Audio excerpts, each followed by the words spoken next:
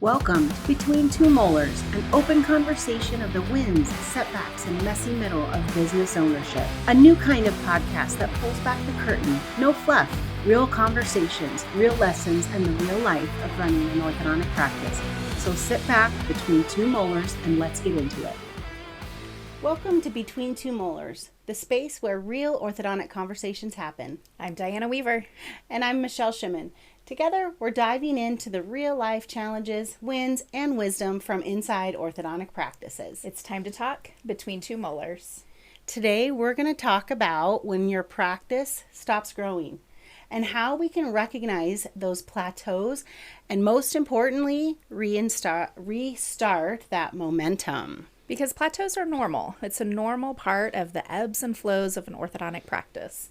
Most practices hit growth ceilings after that initial momentum, and the purpose or the point is to not panic at that. We can't take a one snapshot month. We've got to be able to look at those ebbs and flows over years and several months. Over a broader time period that we can incorporate the ebbs and flows and understand the big picture of it. I get some doctors that will panic after 1 week even, or even a month of, a plateau or even a decline in the practice. But what we really want to do today is, doctor, encourage you to look at the big picture, to be able to really take a longer time frame, a quarter, a 6-month period, because that time allows us to really understand the big picture and the overall numbers of what's going on. And these plateaus actually offer us a really great opportunity to revisit the internal systems. So much of the time we hear when doctors are experiencing a plateau or a decline that we need marketing, we need more new patients in the door. And I'm pretty excited to talk about that most of the time that is not what's necessary or required to accelerate or move the needle beyond that plateau. It's about maximizing what's inside your office already. So let's talk a little bit about marketing, because I think that you're right. A lot of doctors reaching out to us when they hit those pain points or when they hit that plateau, and they say, Diana, Michelle, we need more new patients coming in the door. If I only have more new patients, then we can convert and we can grow and we can hit those KPIs or those benchmarks that we're looking for in regards to our production and collections. I'll share a little insider knowledge that when we come into practices, we really do a full analysis of the business as a whole. The first thing that I know that I look at is our patient audits, statuses. I audit our patient statuses. You can uncover a lot of hidden potential directly in those patient statuses. The first one that I look at more often than not is that appointment code of phase 1 D-bonds. Because how often are we seeing those phase 1 D-bonds are being dumped into the retention status and not being placed in a between phase growth and development. I call it braces vacation. Oh, that's a good one. That's a good one. It's exactly understanding the opportunities that we have in the practice right now, starting all the patients that you already have walking through your door and not losing or having a leaky bucket in any of the other areas of the patients you already have in your practice, like what you were just referencing between your phases. That actually is a really good piece of information and insight for our guests to really pay attention to, because our retention status is typically a lower revenue or non-revenue generating patient status that isn't cultivated or required to be as cultivated as between phases. That between phase status, we absolutely have to maintain a high level of communication and education to our patients and continue to cultivate that relationship so that when they're ready for phase 2, we have that seamless transition into phase 2 and we're not losing any of those patients. Another status is new patients added. If a patient calls your office to get started or schedule a new patient exam, and they have to move their appointment or cancel their appointment, their intention is probably great. But we know busy families, busy parents and schedules and patients, it has a tendency to go to the bottom of the priority list if that has to happen. And so what we see in practices is that status is overlooked so often. And it's a great opportunity to be able to run that status, one, to make sure it's accurate and patients that haven't started treatment weren't overlooked and are in the incorrect status, but also that we're capturing the opportunity of all those patients that have already contacted your office to schedule and come in and meet you for a new patient exam. So that's another status that we see a lot of opportunity with. That's an area that your system could be tightened up. So a lot of times we see your new patients fall off the schedule and we don't have a proper protocol in place. How long, how many times are we going to be reaching out to them to get them re-engaged? Because just like you said, we've got busy families. I know we're busy moms ourselves, and it's not that we don't want to come in. It just falls to the bottom of our priority list. So if somebody gave me a gentle reminder and said, hey, Diana, can you want to come back in? I'd go, oh, yes, I certainly do. And you would get me re-engaged back into the practice. So doctor's really looking forward to meeting with you. Let's get you back on that schedule. It is not high pressure when that passion is involved with really wanting to serve and take care of our patients. They contacted you for a reason. They have an orthodontic problem. They did the research. They sought you out and contacted you for a reason. And so it's a matter of just continually caring for that patient and making sure that we're going to serve their orthodontic needs. And what a great patient experience. Just for somebody to say, hey, Diana, I saw you on the books. I don't know what happened. I'm sure life got busy, but we'd love to welcome you back into our practice. Absolutely. Gosh, that would make my heart so happy. What's another leaky bucket as far as statuses? I see scheduled to start. Scheduled to start is really similar to the new patients added. Because again, sometimes life happens. We see two areas of disconnect with that status. And one, there's mistakes made and they're not actually put into active statuses, or the patient has canceled their appointment for some reason and that patient is not taken care of and again cultivated.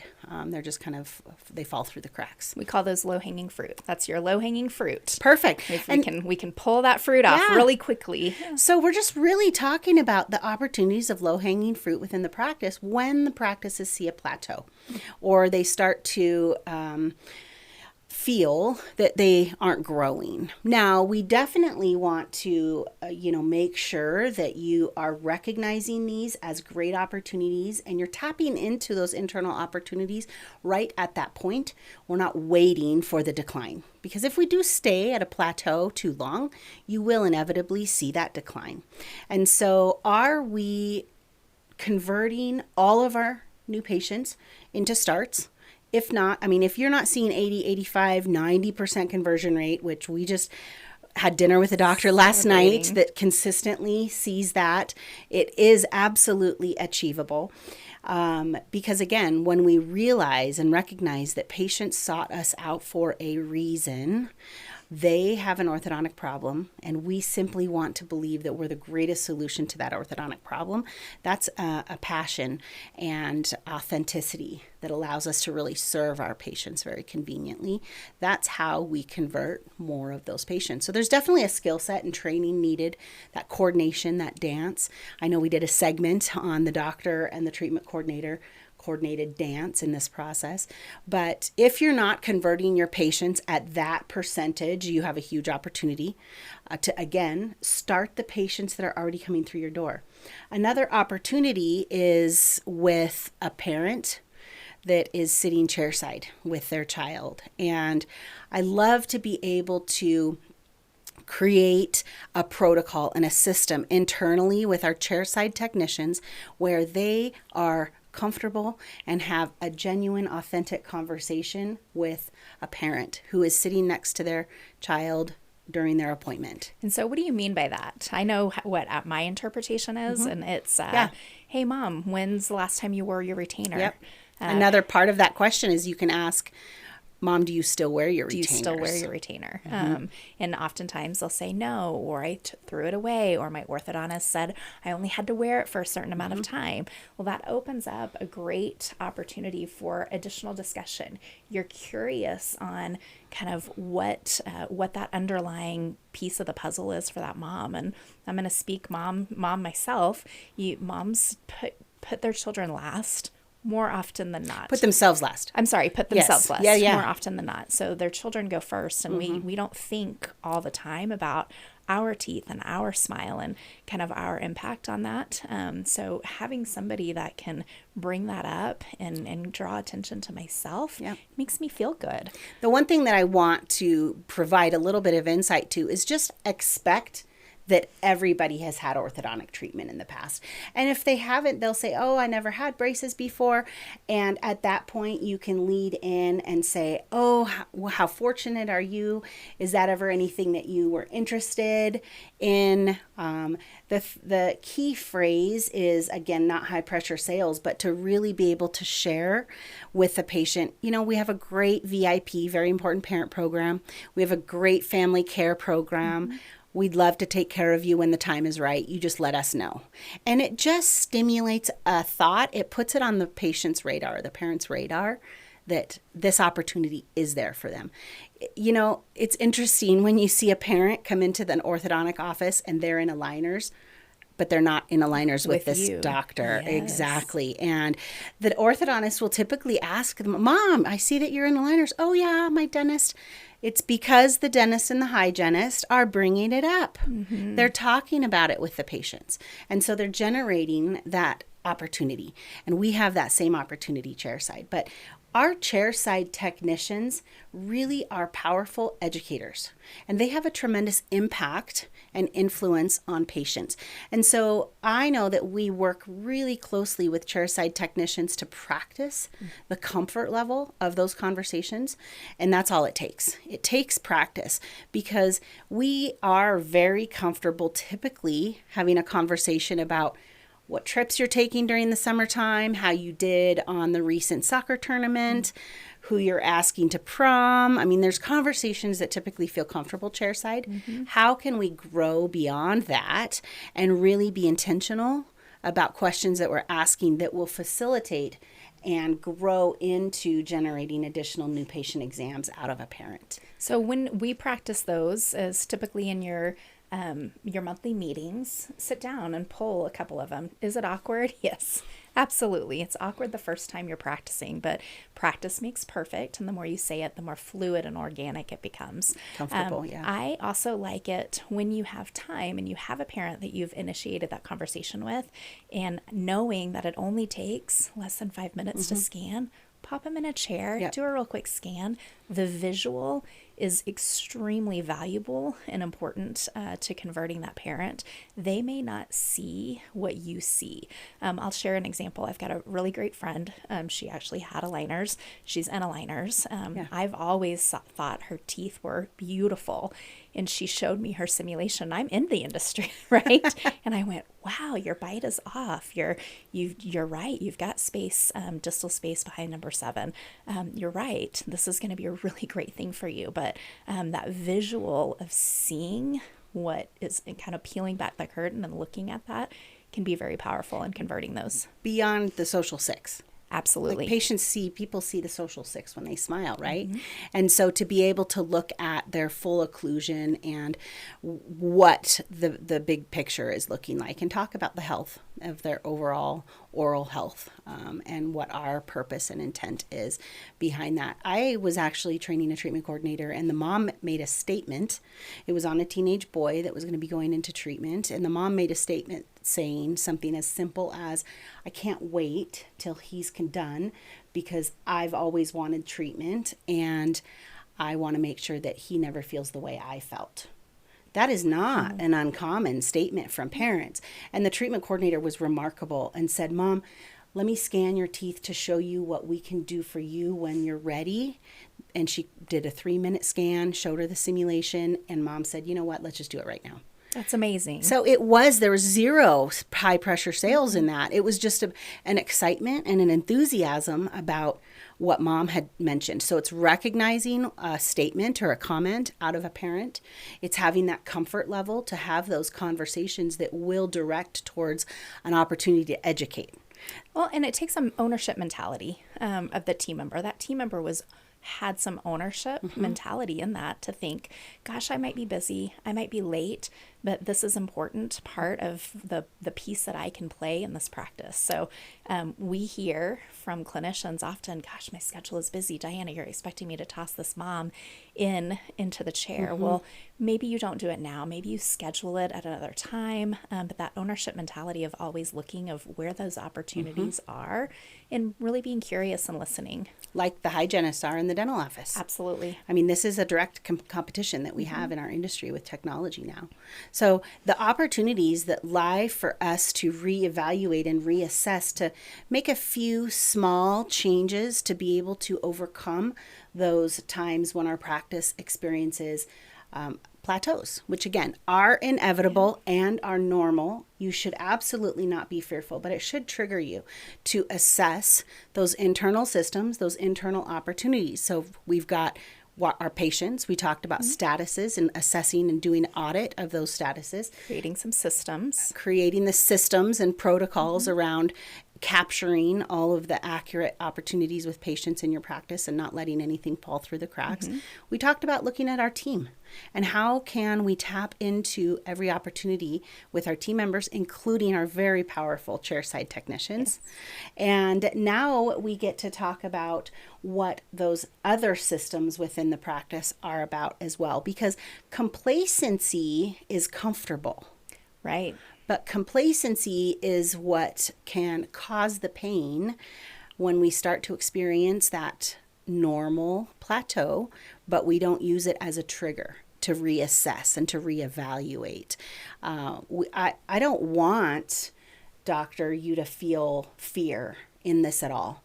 I want this time to trigger you to turn around and assess inside your business missed opportunities and use the time to be able to make some small operational changes that will make a very big impact within the practice. Well, and those small operational changes, it's rarely one giant overhaul, right? It's not, I'm going to change this complete system.